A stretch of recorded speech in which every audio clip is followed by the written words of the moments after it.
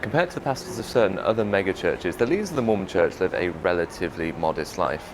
But that doesn't mean that they don't profit from their position. And today we're going to look at such a brazen example of this profiteering that it cannot be ignored. Let's take a look. Talks given at Mormon general conferences are known for their catchphrases. The covenant path. Our beloved prophet. Think celestial. Let God prevail in your life. Doubt your doubts before you doubt your faith. But at the October 2015 General Conference, one of those catchphrases got wildly out of hand. Devin G. Durrant was the first counselor in the Sunday School presidency when he gave this talk in October 2015. In it, he created a portmanteau of the word ponder and memorize to create ponderize. He used this new word 12 times in that talk, or more than once a minute on average. A woman just called across to me and went, "Are you playing Simon Says?" Indeed. If you don't know what that is in America, just look it up. Okay, cool. He invented a new word. Fine. But it's what came to light afterwards that really caused the backlash. You see, while he was busy putting the finishing touches to his talk, his son was busy buying up the domain name ponderize.us. On it, there was merch for sale seeking to profit from the talk that had just been given at General Conference. And Devin G. Durrant was aware of what his son was doing. And it's only after the public backlash, only after people started pushing back on this, that he realized maybe this wasn't the right move. I was aware that my son was creating a website related to the topic of my talk. I should have stopped the process. I did not. That was poor judgment on my part. Of course, none of the church leaders were aware of the site. I offer a sincere apology to any person who was offended in any way by the site. They discounted the products at first, thinking maybe that was people's objection to this whole thing. And then when they realized that wasn't, they put the products back up to full price, but said that they would give all of the proceeds to the Church General Missionary Fund. And yet, still, people were not happy. Not a good idea to try and make money from a general conference talk and from a member of your family. Shameful at best, conniving and priestcraft at the worst. This will go down as the worst moment of general conference history. Even if the intentions were 1,000,000% pure, there are people who have now found reason to doubt the structure of general conference. Believing that people are called of God to speak is one thing. Seeing someone immediately profiting on a talk which they had prior knowledge about puts a bad spin on it. And they were right. The words of prophets and church leaders are not a way to make money. Right? Right. That is, unless you're Deseret Book.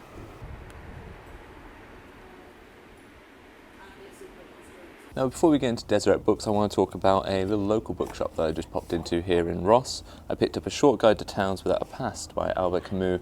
And if you've found Camus' writing inaccessible in the past, then this is actually a pretty good place to start, to be honest. Anyway, Deseret Book, that's what we're here to talk about. What is taking shots I'll just video myself talking about books. Hey, on what you want for books? Yes, indeed. Wrong part of the river, really. Yeah, but there's a nice little independent bookshop over there. Married, oh, you married? Yeah. At this church? Yeah. Oh my goodness. 50 years. Yeah. Whew. When you say it, it doesn't seem right. You know? But that's only marriage. It was 4 years we were together. Okay. So it was 53, 54. So what's the secret? Have a good old argument. Good old and argument then and get it out of your system and then keep going, yeah. And Okay. I am meeting all kinds of interesting people today. And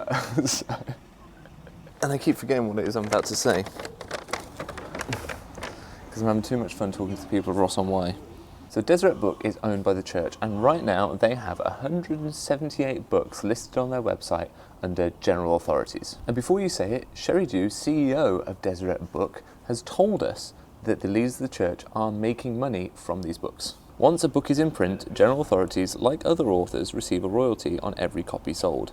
General authorities use their royalties in a variety of ways. Some donate the money to the church's General Missionary Fund, some donate it to other foundations, and some use the money personally. So it would appear the leaders of the Mormon Church are profiting from their prominence and their following in a way that starts to sound an awful lot like the sort of priestcrafts that the church would normally condemn. No wonder that it seems that Durrant wasn't bothered by what his son was up to. He saw no problem with it. He was surrounded by men who had found their own ways to profit from their ministry. But you say, it's just books. How much can they really be profiting from it?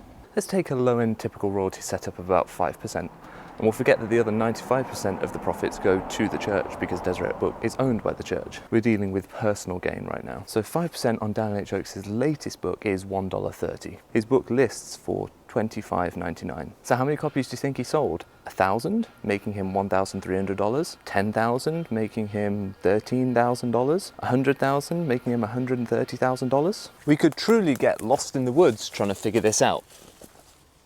Yeah. Does it seem unreasonable to think that given the niche audience for this book, they could be making 10 to 20 grand?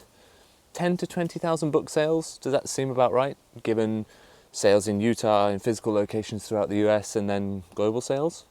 Maybe I'm being conservative, maybe I'm overinflating. That's not the point here, really. The point is, what is the difference between what they're doing and what Durrant was doing? Is it because Leaders of the Church have permission to publish their books and Durrant didn't have permission to publish his merch? If the church started to officially publish merch, would that be okay? Is it that correct authorization matters? Is it that permission matters more than morals in Mormonism? Maybe there's some truth to that, but here's something there is definitely some truth to. If you saw an advert for the Mormon Church on this video, then that means I'm being paid by the Mormon Church. I am being paid indirectly to make these videos. But ad revenue on a channel as small as this isn't enough. And so if you want to see these videos continue, plus get bonus videos and early access, then go to my Patreon, where for just $6 a month, you can have all that. Because unlike church leaders, this channel is not the commercialization of the Word of God, it is the democratization of information about Mormonism. And if you appreciate that objective, then please consider supporting the channel and enjoy this next video here.